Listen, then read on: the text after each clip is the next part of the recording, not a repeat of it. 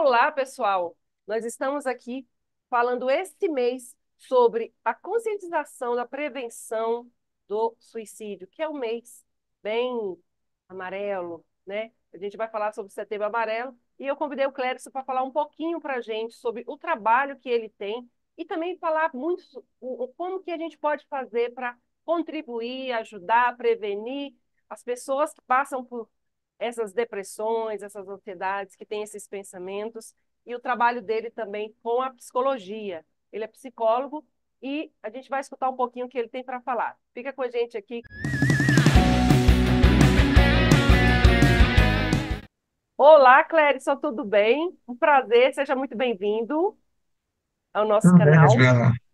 É uma grata satisfação estar aqui com vocês e poder, né, contribuir um pouquinho. Ótimo. Clérison, eu quero fazer uma perguntinha. Claro, Como que a gente... Eu já vou logo assim lá na frente um pouco. Como que por a favor. gente pode... Quais os sinais que as pessoas apresentam quando elas estão com esses pensamentos, quando está muito depressivo, né? E, consequentemente, tem esses pensamentos de autoextermínio. Apesar de que tem muitas pessoas que têm depressão, mas não têm esses pensamentos, né? Mas fala para a gente quais assim, os sinais mais intensos assim que a gente pode perceber para a gente poder fazer alguma coisa. Geralmente a pessoa não se comunica, né? Então ela tende ao isolamento mesmo. São pensamentos que passam costumeiramente, às vezes, na cabeça dela, porque ela já começou num processo de idealização, né, em relação a pensamentos de suicídio, mas às vezes fica só por aí e ela volta. Às vezes a pessoa entra num estado depressivo, ela pensa, né, que eu acho que a vida não tem mais sentido, não tem mais razão de ser, que tudo que ela fez até agora não valeu de nada a pena, ela não tem nenhum contributo, ela não está bem, né? E, por conseguinte, ela pode ter um pensamento, né, relativo ao suicídio. Mas não chega ao ponto de uma idealização, né, real, ao ponto que a pessoa cria, planeja, organiza o processo, para assim esses têm uma iminência muito maior, né, de vir a tentativa do suicídio, né? Então, comumente, a própria Organização Mundial de Saúde deixa muito claro que a grande maioria das pessoas que vivem, né, ou experimentam, nunca pensam em suicídio, ou realmente já fizeram algumas tentativas, são pessoas que vivenciaram estados de transtornos mentais tais como se depressão, como você bem colocou, outros diversos transtornos, né, ansiógenos, angustiantes, em que o indivíduo começa a ou até mesmo transtornos mais graves, como a esquizofrenia, né, que o indivíduo pode chegar a esse ponto, né, se ele não tiver medicamentado. Então, a gente sabe pela OMS, a Organização Mundial de Saúde, que uma média de 55% das pessoas que realmente suicidaram-se elas não passaram por profissionais de saúde. Então, observe que é uma coisa bem sigilosa, tá vendo? A gente está falando aí que uma média de 40% a 45% passaram em algum modo, mas não foi suficiente para não vir a cometer. Por algum motivo, desistência, ausência de uso de medicação, às vezes o uso da medicação excessiva, uso de psicoativos, drogas, bebidas em excesso, às vezes, e a ausência do acompanhamento psicológico concomitante ao psiquiatra, né? Então, é uma parceria mesmo. E assim vai. Então, como é um fator o suicídio, né? Ele tem são multifatores que levam o indivíduo ao suicídio, e, inevitavelmente, a gente pode. É difícil você dizer que é uma única coisa, no caso, porque realmente são diversas coisas que podem levar perdas, decepções, frustrações, uma história de vida, né, de baixa autoestima, de baixo valor, né? Então, quando a gente está falando de suicídio, é um indivíduo que realmente, muitas das vezes, vive um medo e acredita que é uma forma de escapar daquela situação difícil que está a viver, e a estratégia acredita ela que é justamente acabar, né? Ou seja, como se a morte física fosse literalmente a morte, porque isso vai variar de crença para crença, mas ninguém tem a certeza de que a morte realmente existe, né? A morte física, sim, mas a morte em termos metafísicos, né, essa é uma indagação que perpassa por diversas filosofias espirituais, ou religiosas, no caso. Mas ele acredita mesmo que é o fim, né? E nessa crença do que é o fim, ele abandona a possibilidade de adaptabilidade, ele abandona a possibilidade um pouco de autocompaixão, do tipo, olha, todo o processo de autocompaixão, Lisbela, ele perpassa por três aspectos. Um, vamos dizer assim, que é o estado de atenção, olha, este é um momento de sofrimento que eu estou passando. Eu geralmente digo aos meus pacientes, olha, você não é ansioso, você pode estar ansioso, você não é depressivo, você pode estar tendo experiências depressivas, mas você é a consciência que percebe esses estados. Todavia, o indivíduo vive uma fusão cognitiva, que é o conceito. Ele acredita que é o pensamento, ele acredita que é a emoção. E essas emoções desagradáveis limitam o raciocínio, então o indivíduo tem dificuldade de questionar a própria experiência. Um bom início são as práticas de mindfulness, né? Que as terapias vão convidar o indivíduo a perceber, olha, este é um momento de sofrimento, mas isso não deve me definir. O segundo aspecto da compaixão é o indivíduo ser generoso consigo. É uma questão de uma, como que chama, uma compaixão humanizada, né? Nós todos sofremos, todos vivemos momentos altos e baixos na vida. Então, é ser um pouco mais compassivo. Olha, pessoas sentem isso. Isso está sendo doloroso. Né? Sofrer faz parte da vida. Pessoas, quando vivem essa situação, sentem exatamente isso que eu estou a sentir. Eu não sou o único. Muitos vivem e experimentam isso. Então, isso é passível. Isso faz parte do viver humano. Então, há possibilidades. De fato, afinal, a grande maioria não suicidas. Então, é possível, no caso. E, por conseguinte, ser um pouco gentil também, né? Uma outra coisa da autocompaixão, né? Ser generoso. A gente é tão bondoso com as pessoas, mas às vezes pouco, né, bondoso, gentil consigo. Então, essa generosidade é mais uma estratégia, né, para lidar com situações dolorosas. Então, a gente está falando de um sintoma social também, mas a gente está falando de uma expressão do humano quando o indivíduo perde o desejo daquilo que parece ser o maior do viver, que é a própria vida, com possibilidade sempre de crescimento.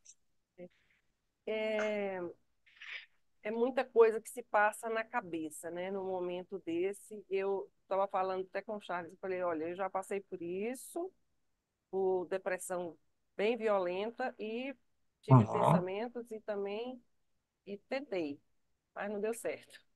Ainda bem, estou uhum. aqui. E eu sei que Que assim, bom, minha amiga. mas na época foi uma depressão pós-parto, né? Então foi uma coisa bem confusa.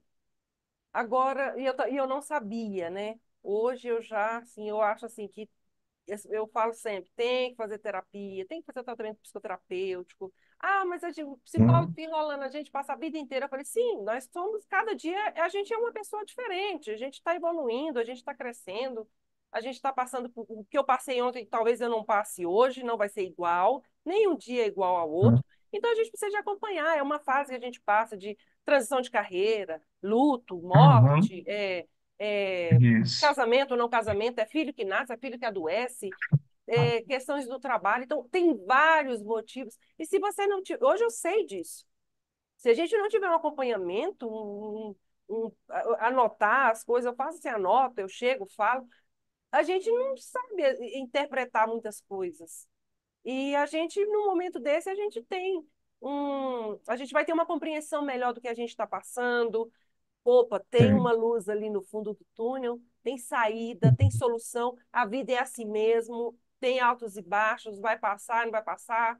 A felicidade, ela é momentos, a tristeza também, ainda bem, acho que a gente tem mais momentos de felicidade mesmo, não é falando aquela plenitude, mas a gente tem mais momentos de felicidade do que momentos de tristeza.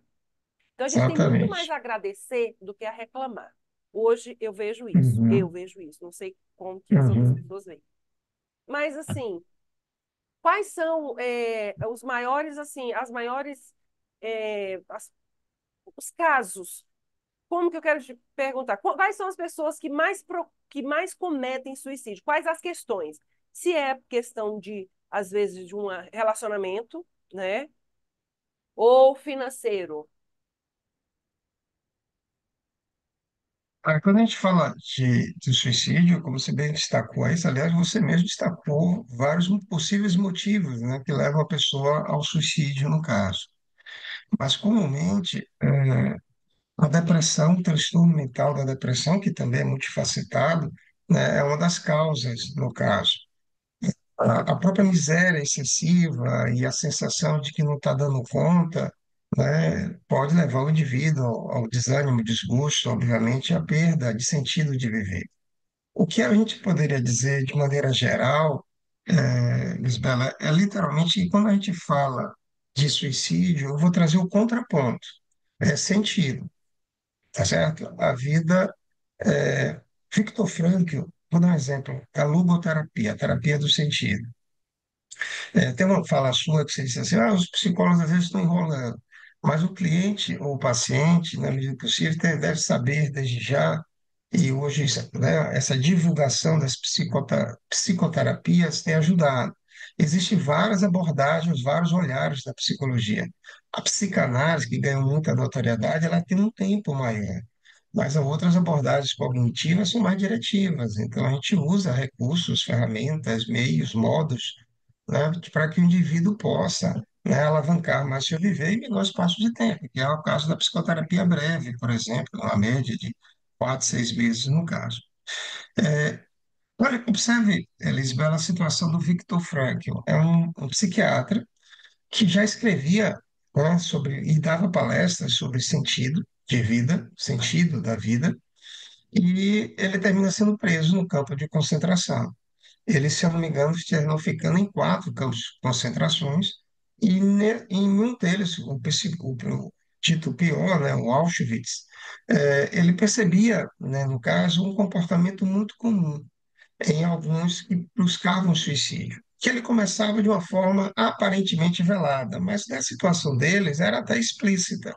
Ou seja, eles só tinham 30 minutos para comer, eles tomavam uma sopa rala, um pedaço de pão quase praticamente mofado, e é disso que eles comiam naqueles 30 minutos possíveis de alimentação. Uma sopa rala, e por conseguir, mas trabalhavam bastante, viviam no frio, né, e sobre situações completamente inumanas. Então, quando uma pessoa desistia de tomar sopa e trocava por um cigarro, era um indicativo de que aquela pessoa estava desistindo de viver. Um outro explícito era quando as pessoas se jogavam no fio, ou seja, na cerca elétrica. E ele, quando perguntava a algumas pessoas, sobre esse, quando estavam aí já trocando alimento por cigarro, por exemplo, e perguntava a essas pessoas o que levava ele a não deixar de alimentar-se, por exemplo, ou pensava na possibilidade de se jogar no fio, eles geralmente diziam: a vida não tem nada, eu não espero mais nada da vida. E aí ele invertia a pergunta: o que a vida espera de você? Porque geralmente a gente tem um comportamento de uma motivação muito extrínseca de receber, receber. E as pessoas que mais sofrem de ansiedade e depressão geralmente têm muitas motivações extrínsecas: dinheiro, status, imagem pessoal. Mas aquelas pessoas que têm mais motivações intrínsecas internas, como crescimento psicológico, envolve autoconhecimento, se uma empresa me promove essa possibilidade, eu quero crescer, me motiva a estar. Relacionamentos próximos, são motivações intrínsecas, redes de apoio nos ajudam e muito. Um sentimento de comunidade que eu participo de um grupo maior. Um grupo de voluntários, de catadores de lixo, um grupo que prima pela ecologia do planeta, um grupo espiritualista, um grupo evangélico.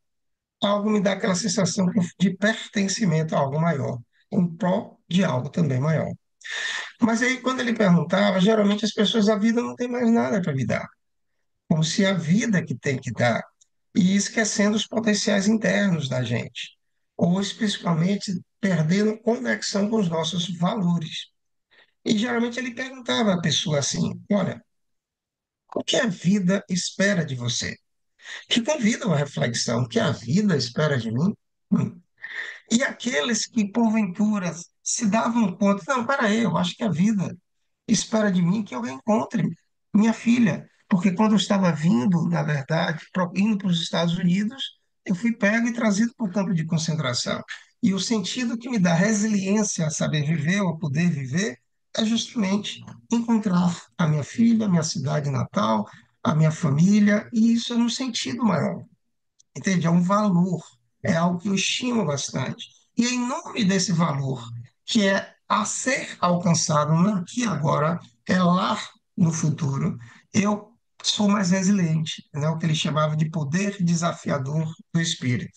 O outro queria terminar uma obra de geografia, de que é ser contributivo com a sua sociedade, com a sua comunidade, no caso, que é um valor criativo, no caso.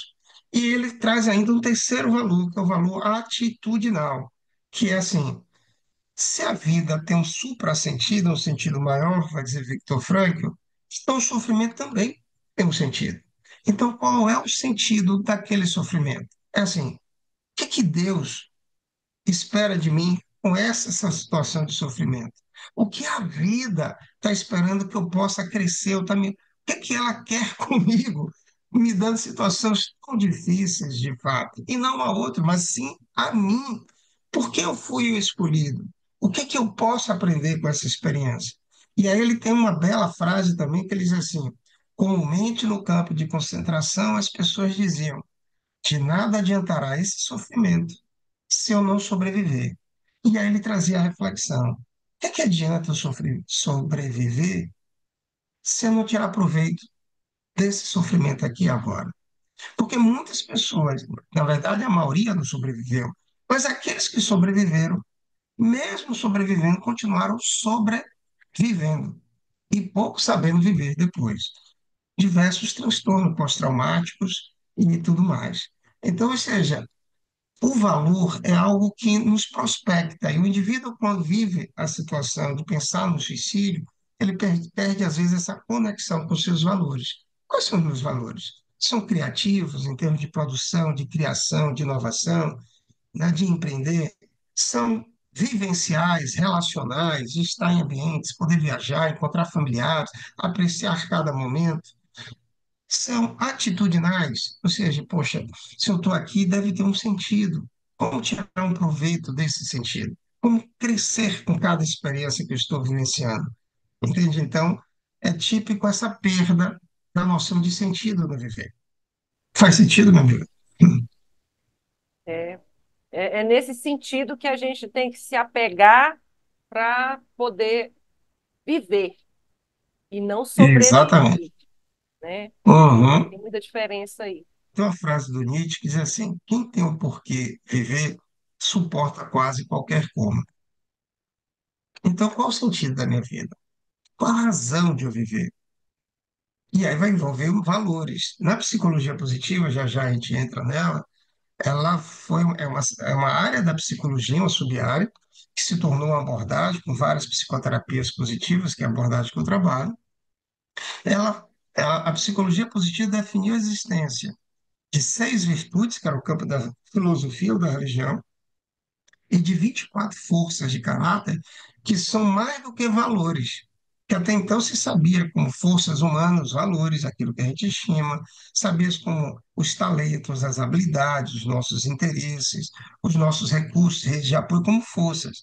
A psicologia positiva vai trazer uma primordial, que são as forças de caráter, que impulsionam todas essas outras, no caso, que são traços de personalidade positiva. Quais são nossos traços? Porque a gente sempre foca tanto no negativo, quais são as nossas potencialidades ou habilidades mais desenvolvidas. Muitos têm dificuldade de dizer quais são as próprias qualidades. Até porque a gente vive uma cultura muito do viés da negatividade. Até é mais do que cultural, é biológico. E, por conseguinte, a gente às vezes fica culturalmente constrangido quando a gente fala de uma qualidade nossa. Vamos achar que eu estou me achando. Entende? Quando alguém fala de suas qualidades, ih, rapaz, aí, ó, como diz um bom baiano, opa aí, ó. Então, ou seja, é se apropriar do nosso processo de autoconhecimento, que é que muitas vezes, quando a pessoa tenta o suicídio, é o que ela está carecendo, de uma escuta, de um suporte, de um senso de humanidade, que ela pode, tal qual ela foi um dia, assim, com certeza, em algum nível generosa com outros, ela ser um pouquinho gentil também consigo. E se permitir a reconhecer humanamente que, tal qual ela, todo ser humano, de alguma forma, em nível maior ou menor, passa por aquela situação que ele está passando. Não é uma novidade em termos de humanidade, mas que ele pode fazer a diferença. É.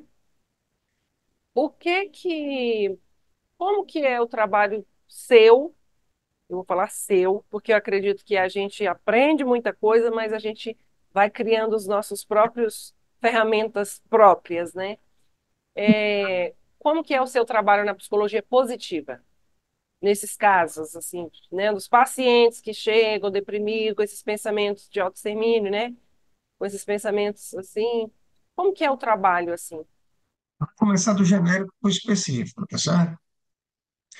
Toda psicoterapia, ela busca atender, ou pelo menos deve atender, três níveis ou três pilares. Um, deixa ir. Dar ao sujeito ferramentas e recursos para ele reduzir a negatividade.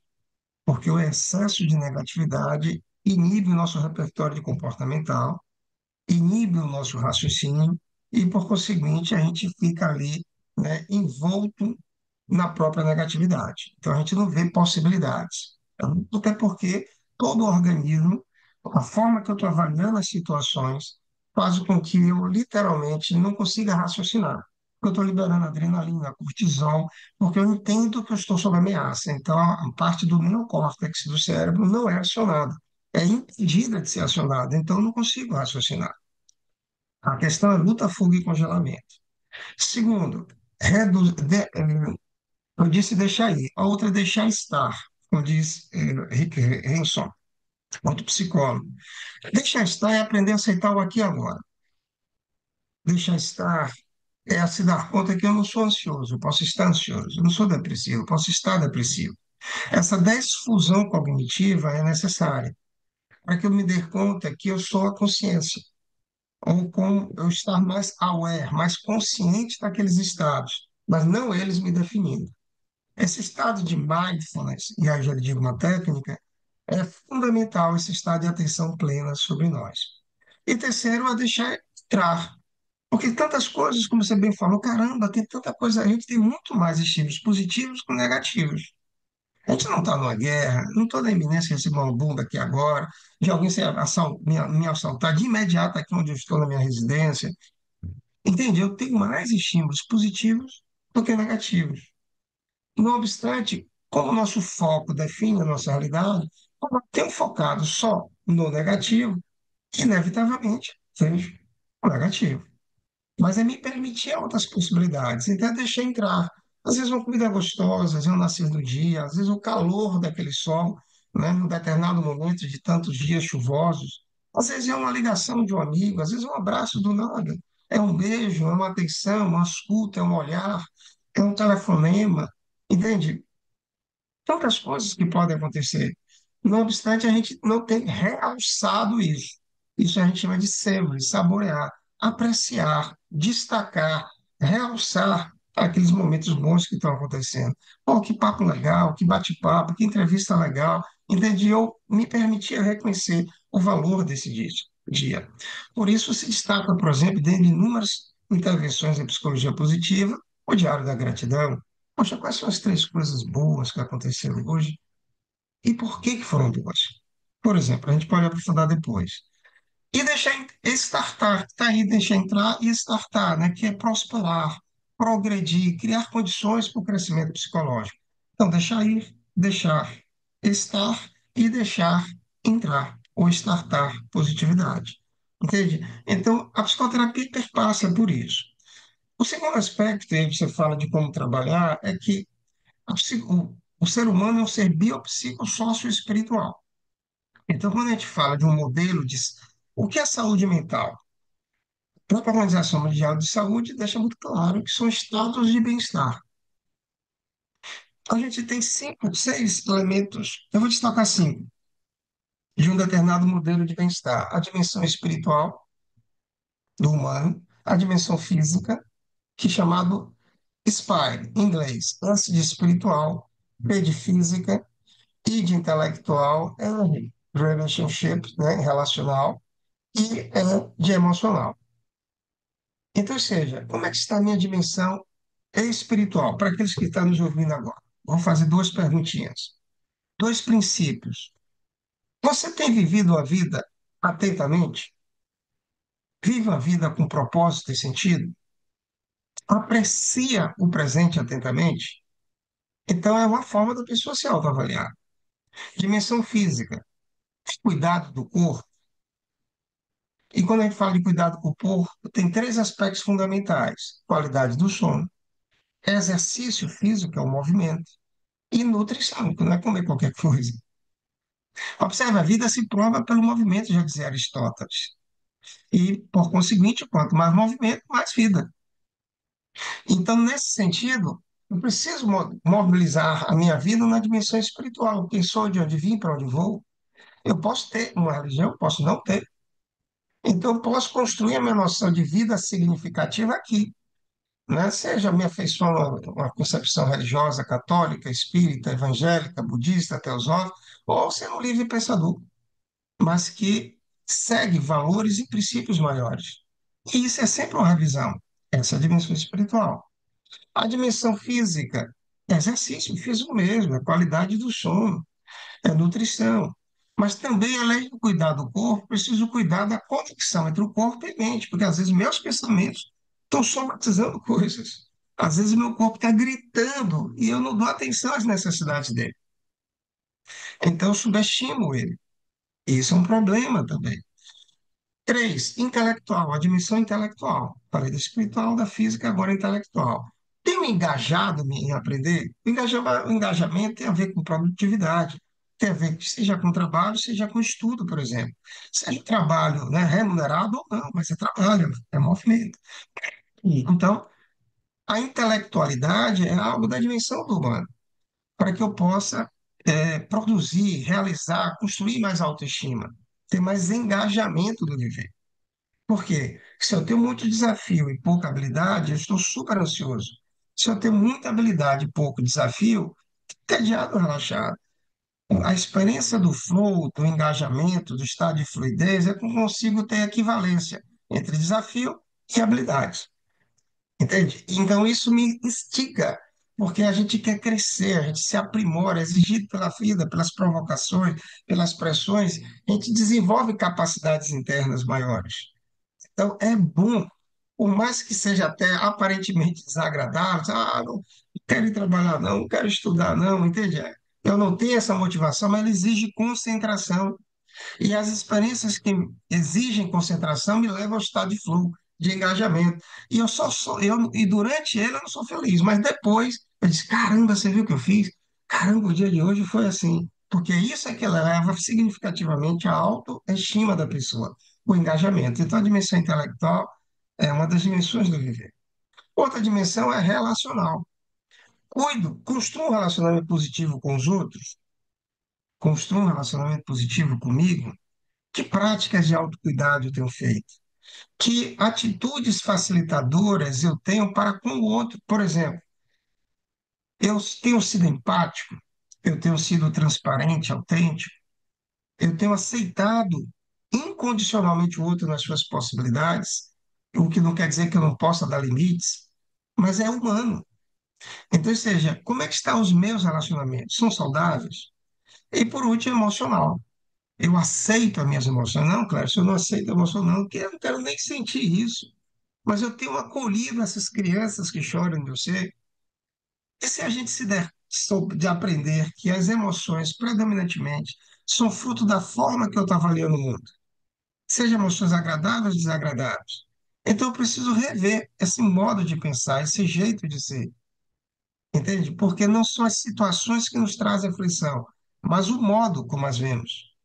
Então, como eu posso reconfigurar o meu campo de percepção, ter mais adaptabilidade psicológica, para ter melhor acolhimento das minhas emoções e ser mais resiliente no viver?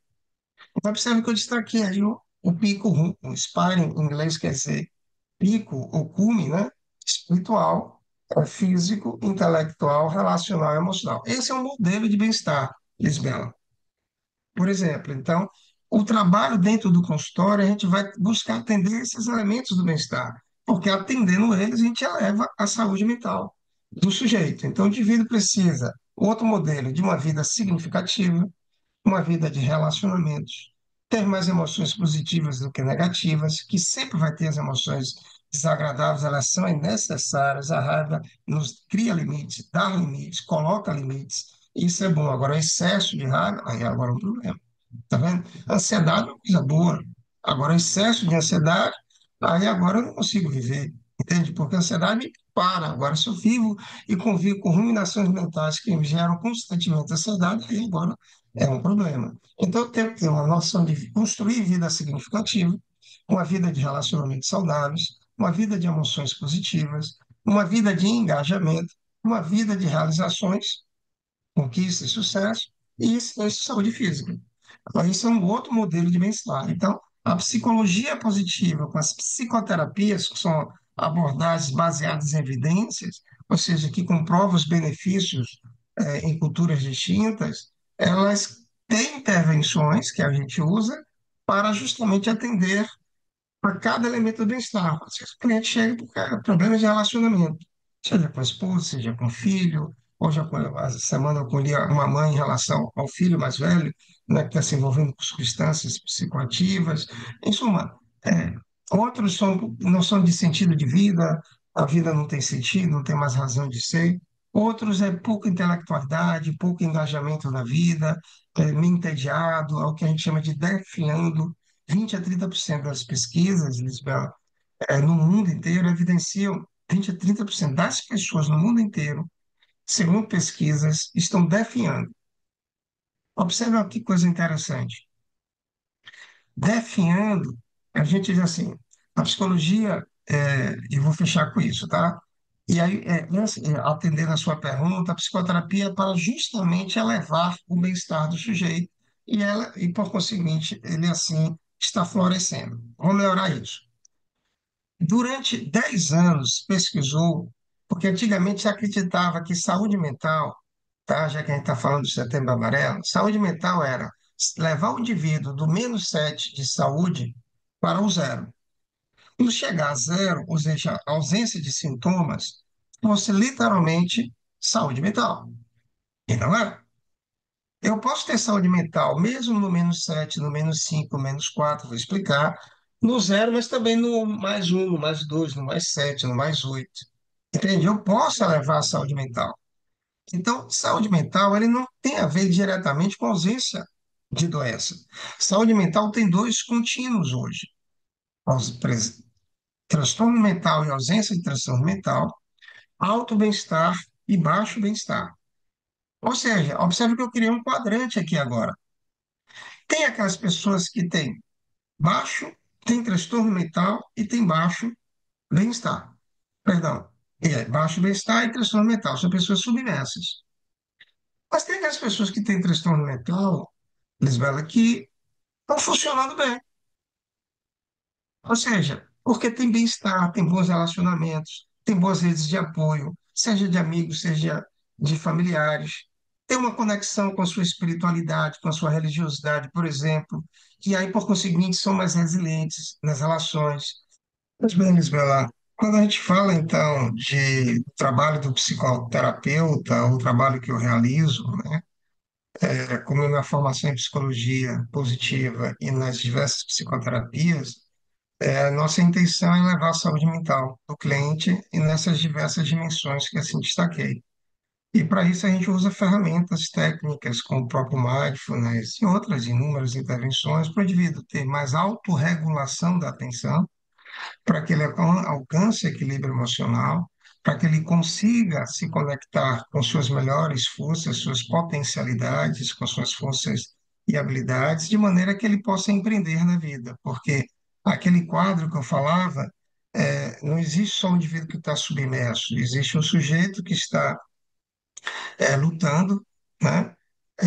Sinta-se mal, mas funciona bem. Existe o que está defiando, não tem transtorno, mas está viva a vida com vazio existencial, falta de razão de viver, pensando a vida ser uma festa de prazer e satisfações sem fim, ou seja, vive ali, né? uma vida hedônica, no caso, de hedonismo, da busca excessiva de prazer, mas o grande desafio do quadrante é o florescimento, que é justamente aqueles indivíduos que, no decorrer dos 10 anos, foram elevando de moderado a alto as suas dimensões do bem-estar, elas foram tendo a remissão dos seus transtornos mentais. Então, ou seja, é o sujeito que está florescendo. E o florescimento é justamente o objetivo da psicologia positiva, que é criar condições para o indivíduo crescer psicologicamente. Então, ele possa alçar voos maiores. Entende? Mas mesmo ele com transtorno, ele pode elevar o seu bem-estar. Entende? Então, ou seja, a qualquer momento o indivíduo pode aumentar a sua saúde mental, mesmo ainda experimentando situações de sofrimento, que é o viver, no caso. Então, esse é o trabalho que eu faço, e eu sou suspeito, mas acredito que possa fazer sentido para muitos. Ah, com certeza. Você falando aí, me veio uma frase aqui. Então eu vejo assim, eu vejo que não tem cura, mas tem um caminho, né? Bom, Porque acho que quando a gente fala em cura, a gente fala assim que é uma coisa é muito grande, né? uhum, Mas tem um caminho para a gente seguir, para a gente conseguir viver, né?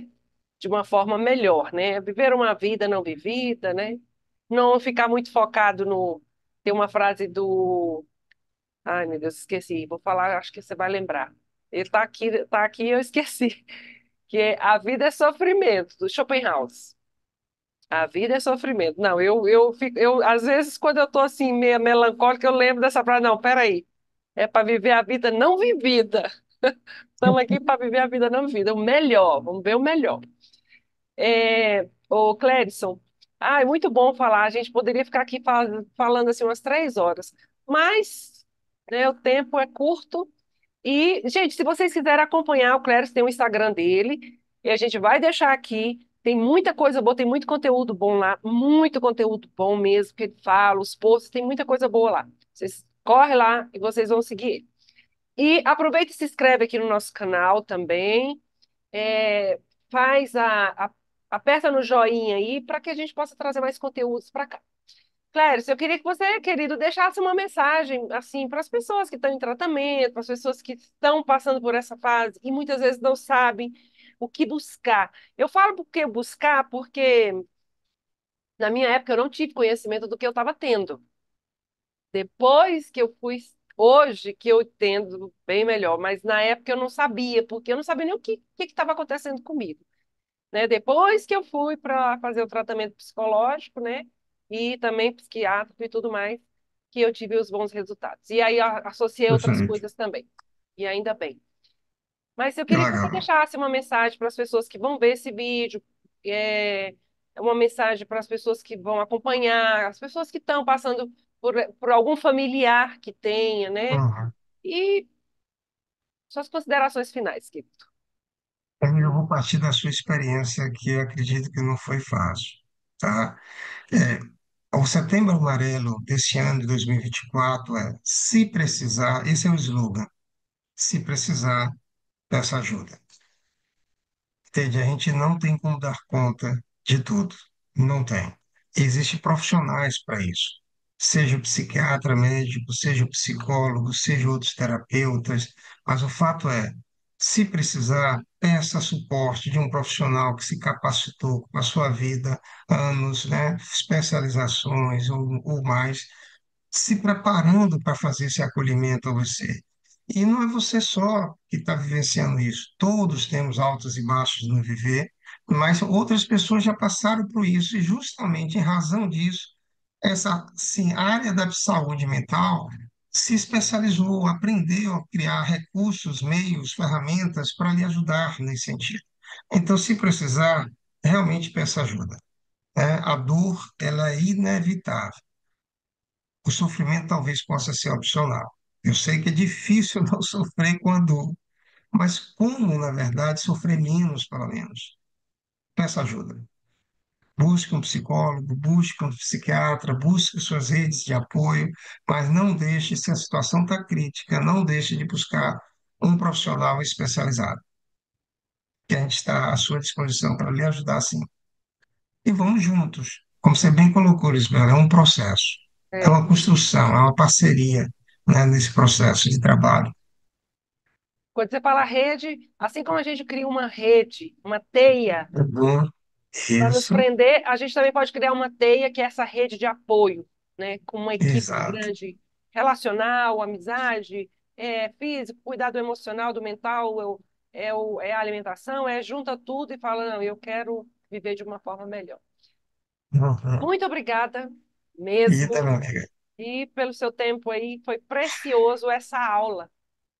Gostei muito. Gente, e um abraço para todos e até a próxima. Gratidão, Lisbela. Obrigado a todos os ouvintes.